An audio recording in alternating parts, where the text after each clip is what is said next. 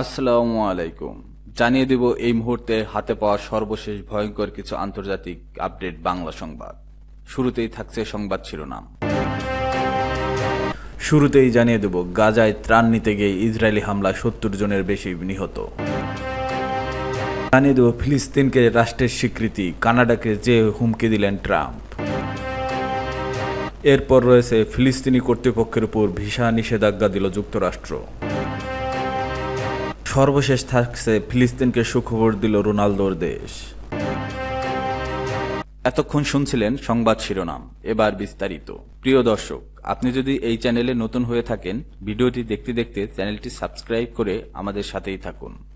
গাজায় ত্রাণ নিতে গিয়ে ইসরায়েলের হামলায় ৭০ জনের বেশি নিহত। গাজায় তীব্র খাদ্য সংকটের মধ্যে ত্রাণ নিতে গিয়ে ইসরায়েলি হামলায় অন্তত ৭১ জন ফিলিস্তিনি নিহত হয়েছেন বলে জানিয়েছে স্বাস্থ্যসেবা সংশ্লিষ্ট সূত্রগুলো। গতকাল বুধবার এই হামলার ঘটনা ঘটে। এছাড়া অবরুদ্ধ উপত্যকায় হাসপাতালগুলোতে দুর্ভিক্ষ ও অপুষ্টির কারণে আরও ৭ জনের মৃত্যুর খবর দিয়েছে। গাজার গণমাধ্যম কার্যালয়ের তথ্যমতে গতকাল উত্তর গাজায় ঢুকতে থাকা ট্রাকগুলো থেকে ত্রাণ নেওয়ার জন্য জিকিম পয়েন্টের দিকে যাচ্ছিলেন ফিলিস্তিনিরা। এ সময় সেখানে ইসরায়েলি বাহিনী হামলা চালায়। এ ঘটনায় ৫১ জন নিহত হন, আহত হয়েছে ৬৪৮ জনেরও বেশি। এছাড়া দক্ষিণ গাজার খান ইউনুসের কাছে তথাকথিত মোরগ করিডোর এলাকায় ত্রাণ নিতে গিয়ে আরও ২০ জন বেশি নিহত হয়েছে বলে জানিয়েছে নাসের মেডিকেল কমপ্লেক্স। চলতি বছরের মে মাসের শেষের দিকে গাজার ত্রাণ সহায়তা বিতরণে যুক্তরাষ্ট্র ইসরায়েল সমর্থিত গাজা হিউম্যানিটেরিয়ান ফাউন্ডেশন কার্যক্রম শুরু করে। বিতর্কিত এই ফাউন্ডেশনের কেন্দ্রগুলো থেকে ত্রাণ নিতে গিয়ে ইসরায়েলি বাহিনীর হাতে এ পর্যন্ত ১,০০০-এরও বেশি ফিলিস্তিনি নিহত হয়েছে। পর্যাপ্ত ত্রাণ দিতে ব্যর্থ হওয়ায় এবং ত্রাণ বিতরণ কেন্দ্রগুলোর আশেপাশে চরম নিরাপত্তাহীনতার কারণে ফাউন্ডেশনটি জাতিসংঘ ও অন্যান্য মানবিক সংস্থার তীব্র সমালোচনার মুখে পড়েছে। গাজায় এমন সময় এসব হামলা হচ্ছে যখন ত্রাণ সংস্থা ও স্বাস্থ্য কর্মকর্তারা সেখানে ব্যাপক হারে খাদ্য সংকট বেড়ে যাওয়ার বিষয়ে সতর্কতা করে দিয়েছে। বিশেষ করে গাজার শিশু ও বৃদ্ধরা বেশি অনাহারে রয়েছেন। গাজার স্বাস্থ্য মন্ত্রণালয় জানিয়েছে, এই উপত্যকায় অপুষ্টিতে এ পর্যন্ত ১৫৪ জন মারা গেছেন। তাদের মধ্যে ৮৯টি শিশু। তাদের অধিকাংশই গত কয়েক সপ্তাহে মারা গেছে। গত মঙ্গলবার একটি বৈশ্বিক ক্ষুধা পর্যবেক্ষণ সংস্থা বলছে, গাজায় দুর্ভিক্ষ দৃশ্যমান হয়ে উঠেছে। গাজায় যারা বেঁচে থাকার লড়াই করছেন তাদের একজন জিহান। তিনি তার ছোট মেয়েকে কোলে নিয়ে আল জাজিরার সঙ্গে কথা বলেন। মেয়ের দিকে দেখিয়ে তিনি বলেন, ওর পেটের দিকে তাকান, কোনো মাংস নেই, শুধু হাড় খাবারের অভাবে ১ মাস ধরে এক টুকরো রুটিও জুটেনি। জাতিসংঘের ফিলিস্তিনি শরণার্থী বিষয়ক সংস্থা ইউএনআরডব্লিউ এর মুখপাত্র আদনান আবু হাসনা আল জাজিরাকে বলেন, গাজায় ঢুকতে দেওয়া অতি সামান্য ত্রাণের বেশিরভাগই মানুষের কাছে পৌঁছায় না। জাতিসংঘের তথ্য অনুযায়ী গাজার মানুষের খাদ্যের মৌলিক চাহিদা পূরণের প্রতিদিন অন্তত ৫০০ থেকে ৬০০ ত্রাণবাহী ট্রাক প্রয়োজন, অথচ ৪ দিনে সেখানে মাত্র ২৬৯টি ট্রাক প্রবেশ করেছে। ফিলিস্তিনকে রাষ্ট্রের স্বীকৃতি, কানাডাকে যে হুঁশিয়ারি দিল ট্রাম্প। ফ্রান্স ও যুক্তরাজ্যের পর এবার ফিলিস্তিন রাষ্ট্রকে হিসেবে স্বীকৃতি দেওয়ার পরিকল্পনা করেছে কানাডা। কানাডার প্রধানমন্ত্রী মার্ক কার্নির ভাষ্য অনুযায়ী আগামী সেপ্টেম্বরেই এই স্বীকৃতি দিতে হবে। তবে মার্কিন প্রেসিডেন্ট ডোনাল্ড ট্রাম্প বলেছেন, কানাডা ফিলিস্তিন রাষ্ট্রকে স্বীকৃতি দেওয়ার পরিকল্পনা ঘোষণার পর তাদের সঙ্গে বাণিজ্য চুক্তি করা খুব কঠিন হয়ে পড়বে। কানাডার এমন ঘোষণায় প্রায় ১২ ঘন্টা পর ট্রাম্প তার সোশ্যাল মিডিয়া ট্রুথ সোশ্যালে পোস্ট করেন, ওয়াও, কানাডা এখনই ঘোষণা করেছে যে তারা ফিলিস্তিন রাষ্ট্রকে সমর্থন দিচ্ছে। এটা আমাদের পক্ষে তাদের সঙ্গে বাণিজ্য চুক্তি করা খুব কঠিন করে তুলবে। ওহ কানাডা। ট্রাম্পের এই বাণিজ্য হুমকি এমন এক সময় এসেছে যখন ট্রাম্পের লিবারেশন ডে নামে পরিচিত নতুন শুল্ক কার্যকর হতে যাচ্ছে। মূলত যেসব দেশের সঙ্গে যুক্তরাষ্ট্রের এখনও কোনো বাণিজ্য চুক্তি হয়নি তাদের পণ্যের উপর বেশি শুল্ক বসানো হবে। যদি আজকের মতে তথ্য চুক্তি না হয়, তবে শুক্রবার থেকে যুক্তরাষ্ট্রের রপ্তানি করা কানাডার বেশিরভাগ পণ্যের উপর ৩৫% শুল্ক আরোপ হবে।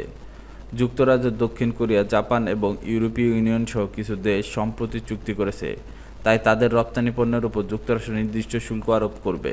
কিন্তু চীন ও মেক্সিকোর মতো অনেক দেশ এখনও চুক্তি করেনি। ট্রাম্প পরিষ্কার করে বলেছে, ১ আগস্টের আগে চুক্তি না হলে বেশি হারে শুল্ক বসানো হবে। কানাডার আগে যুক্তরাজ্য ও ফ্রান্সের পক্ষ থেকে ফিলিস্তিন রাষ্ট্রকে হিসেবে স্বীকৃতির ঘোষণা এসেছে। এদিকে গাজায় খাদ্য সংকট আরও প্রকট হয়েছে। বুধবার হামাস চালিত স্বাস্থ্য মন্ত্রণালয় বলেছে, অপুষ্টিতে আরও ৭ জনের মৃত্যু হয়েছে।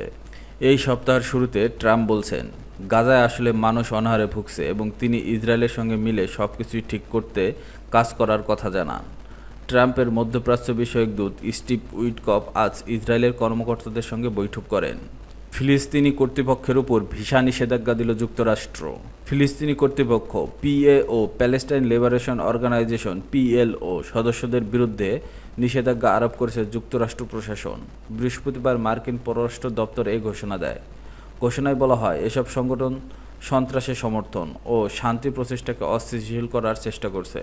এর ফলে পিএ ও পিএলওর সদস্যরা এখন যুক্তরাষ্ট্রের ভ্রমণের জন্য ভিসা পাবে না। পররাষ্ট্র দপ্তরের বিবৃতিতে বলা হয়, পিএ ও পিএলও তাদের আন্তর্জাতিক প্রতিশ্রুতি মানেনি এবং শান্তির সম্ভাবনা ধ্বংস করেছে, তাই আমাদের জাতীয় নিরাপত্তার সাথে তাদের জবাবদিহিতার আওতায় আনতে হবে। পিএ ও পিএলও ফিলিস্তিনি জনগণের আন্তর্জাতিক প্রতিনিধিত্ব করে এবং একটি স্বাধীন ফিলিস্তিন রাষ্ট্রের স্বীকৃতির জন্য কাজ করে আসছে। তবে মার্কিন পররাষ্ট্র দপ্তরের দাবি, এই সংগঠন দুটি আন্তর্জাতিক আইন লঙ্ঘন করেছে, বিশেষ করে 2002 সালের middle east piece commitments act. বিশেষ করে আন্তর্জাতিক অপরাধ আদালত আইসিসি ও আন্তর্জাতিক বিচার আদালত আইসিজে ইসরায়েলের বিরুদ্ধে পদক্ষেপ চাওয়ার বিষয়টিকে সংঘাত আন্তর্জাতিকরণ বলে উল্লেখ করেন। এর বিরোধিতা করছে যুক্তরাষ্ট্র। এছাড়া পিএ ও পিএলওর বিরুদ্ধে সন্ত্রাসে উৎস, সহিংসতার প্রশংসা এবং ফিলিস্তিনিদের ও তাদের পরিবারকে অর্থ প্রদান ও সুযোগ সুবিধা দেওয়ার অভিযোগও তুলছে তারা। পররাষ্ট্র দপ্তর উদাহরণ হিসেবে ফিলিস্তিনের পাঠ্য বইয়ের বিষয়বস্তু উল্লেখ করেছেন, যেগুলো নাকি সন্ত্রাসবাদের উৎস দেয়। উল্লেখ্য, ইসরায়েল প্রায় 22 মাস ধরে গাজায় ব্যাপক সামরিক অভিযান চালিয়ে যাচ্ছে। জাতিসংঘের মানবাধিকার বিশেষজ্ঞরা এই যুদ্ধকে গণহত্যার সঙ্গে তুলনা করেছেন। ইতিমধ্যে 60,000-এর বেশি ফিলিস্তিনি নিহত হয়েছেন এবং অবরোধের কারণে লাখো মানুষ অনাহারের ঝুঁকিতে রয়েছে। ফিলিস্তিনকে সুখবর দিল রোনালদোর দেশ। ফিলিস্তিন রাষ্ট্রকে স্বীকৃতি দেওয়ার কথা বিবেচনা করেছেন ফুটবল তারকা ক্রিস্টিয়ানো রোনালদোর দেশ পর্তুগাল। নীতিগত সিদ্ধান্ত হলে সেপ্টেম্বরে আনুষ্ঠানিক ঘোষণা আসতে পারে। দেশটির প্রধানমন্ত্রী লুইস মন্টেনিগ্রো এমন আভাস দিয়েছেন। বৃহস্পতিবার 31 জুলাই দ্য টাইমস অফ ইসরায়েলের প্রতিবেদনে বলা হয়, পর্তুগালের প্রধানমন্ত্রী লুইস মন্টেনিগ্রোর কার্যালয় এক বিবৃতি দিয়েছে। তারা জানিয়েছে, পর্তুগাল সরকার সেপ্টেম্বরে জাতিসংঘের ফিলিস্তিন রাষ্ট্রকে স্বীকৃতি দেওয়ার প্রশ্নে রাষ্ট্রপতি এবং সংসদের সাথে পরামর্শ করবে। বিবৃতিতে বলা হয়েছে, সেপ্টেম্বরে নিউ ইয়র্কে অনুষ্ঠিতব্য 80তম জাতিসংঘ সাধারণ পরিষদের উচ্চ স্তরের এক সভায় অংশ নেবে পর্তুগাল। ওই সভায় ফিলিস্তিনি ইস্যু সমাধানের চেষ্টা হতে পারে, তাই সমাধান প্রক্রিয়ার অংশ হিসেবে ফিলিস্তিনিদের রাষ্ট্রকে স্বীকৃতি দেওয়ার কথা বিবেচনা করছেন তারা। এদিকে কানাডা আগামী সেপ্টেম্বর মাসে ফিলিস্তিন রাষ্ট্রকে স্বীকৃতি দিতে পারে, তবে শর্ত সাপেক্ষে। প্রধানমন্ত্রী মার্ক কার্নি বুধবার এক সংবাদ সম্মেলনে জানিয়েছে, ফিলিস্তিনি কর্তৃপক্ষকে 2026 সালে একটি জাতীয় নির্বাচন আয়োজন করতে হবে এবং আরও কিছু গণতান্ত্রিক সংস্কারের অঙ্গীকারও জানাতে হবে। কার্নি বলেন, 2 রাষ্ট্রভিত্তিক সমাধান টিকিয়ে রাখতে হলে আমাদের সেসব মানুষের পাশে দাঁড়াতে হবে যারা সন্ত্রাস নয়, শান্তিকে বেছে নিচ্ছে, যারা শান্তিপূর্ণ সহাবস্থানে বিশ্বাস করে। এছাড়া ফিলিস্তিন রাষ্ট্রকে স্বীকৃতি দেওয়ার তোড়জোড় করছে ফ্রান্স সহ অন্তত 15টি পশ্চিমা দেশ। এদের মধ্যে ফ্রান্স কাঠামোগতভাবে সবচেয়ে বেশি। মঙ্গলবার রাতে নিউ ইয়র্কে অনুষ্ঠিত এই সম্মেলনের আয়োজন করে ফ্রান্স ও সৌদি আরব। দশক ধরে চলে আসা ইসরায়েল ফিলিস্তিনি দ্বন্দ্বের শান্তিপূর্ণ সমাধানের লক্ষ্যে দ্বিরাষ্ট্রভিত্তিক পথ খোঁজার প্রয়াস হিসেবেই এই সম্মেলন অনুষ্ঠিত হয়। সম্মেলনের শেষে ফরাসি পররাষ্ট্রমন্ত্রী জ্যাঁ-নোয়েল ব্যারো সামাজিক যোগাযোগ মাধ্যম এক্সে এক বার্তায় বলেন, নিউ ইয়র্কে অনুষ্ঠিত সম্মেলন থেকে ফ্রান্স ও আরও 14টি দেশ একসঙ্গে স্পষ্ট বার্তা দিয়েছে, আমরা ফিলিস্তিনকে স্বীকৃতি দিতে প্রস্তুত এবং যারা এখনও দেয়নি তাদের এই পথে এগিয়ে আসার আহ্বান জানান।